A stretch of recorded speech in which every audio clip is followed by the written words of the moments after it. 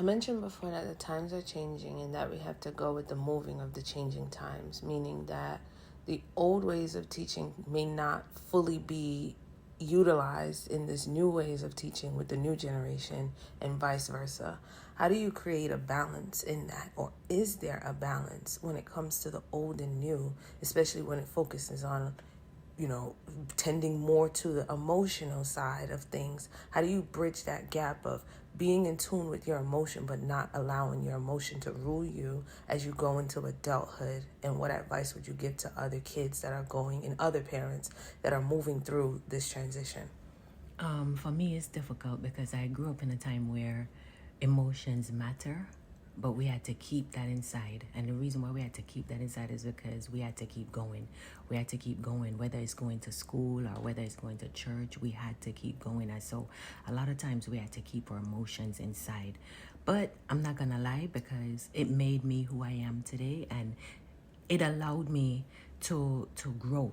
Believe it or not, it allowed me to grow. What advice I would give? So it's hard for me to balance, especially with this new generation, and especially with somebody like me that is not computer tech and understand these different languages. I'm so used to the old ones. Sometimes I say a word and my grandkids are like, what does that mean?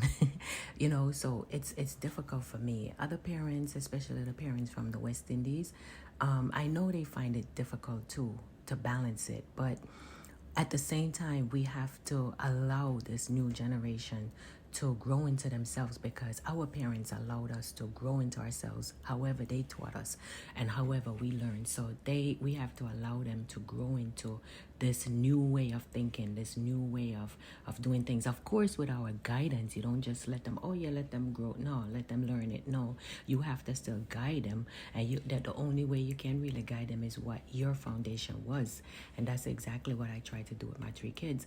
And what I would say to the children is, kids, understand that your parents grew up in a different generation. The things that you guys are doing now, we weren't even allowed to do that, much less think of doing it.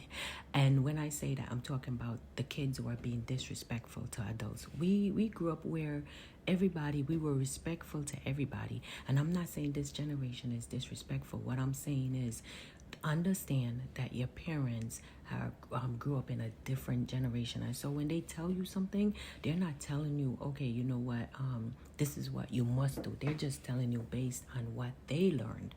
And for all those years, for 50, 60 years of learning that, you can't expect them to just unlearn it. It's difficult because that's their foundation, and they've seen that having that foundation has made them who they are today.